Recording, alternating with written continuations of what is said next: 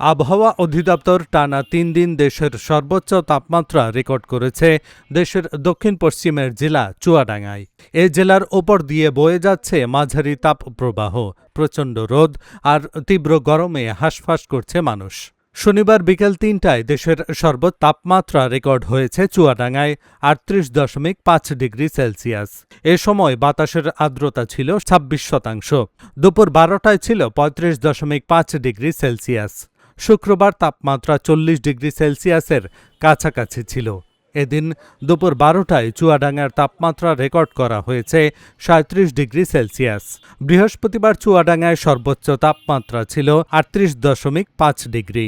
এদিকে এই অসহনীয় তাপমাত্রায় বিপাকে পড়েছে খেটে খাওয়া মানুষ। দুপুর ১২টার পর থেকে বিকেল ৩টা পর্যন্ত রোদের তেজে ক্লান্ত হয়ে পড়েছে তারা। আগামী দুদিন তাপমাত্রা আরও একটু বাড়বে।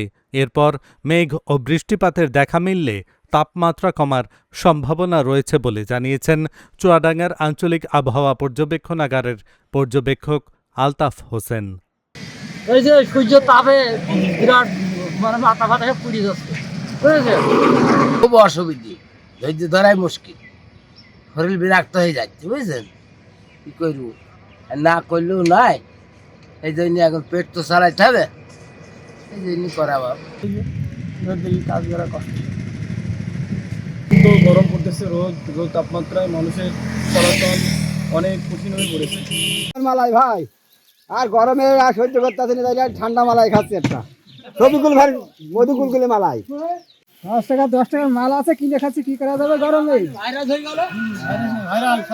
গত 3 দিন যাবৎ চুয়াডাঙ্গায় সর্বোচ্চ তাপমাত্রা রেকর্ড করা হচ্ছে। গত পরশুদিন ৩৮.৫ ডিগ্রি সেলসিয়াস তাপমাত্রা রেকর্ড করা হয়েছে, যেটা বাংলাদেশের সর্বোচ্চ তাপমাত্রা। গতকালও ৩৯.৭ ডিগ্রি সেলসিয়াস রেকর্ড করা হয়েছে, যেটা বাংলাদেশের সর্বোচ্চ তাপমাত্রা এবং চুয়াডাঙ্গারও সর্বোচ্চ তাপমাত্রা। আজ ৩৮.৫ ডিগ্রি সেলসিয়াস তাপমাত্রা রেকর্ড করা হয়েছে বেলা ৩টায়। এই অবস্থায় চলতে থাকলে যদি আকাশে বৃষ্টিপাত কিংবা আকাশে মেঘলা আকাশ না থাকে, তাহলে তাপমাত্রা কমার সম্ভাবনা নেই।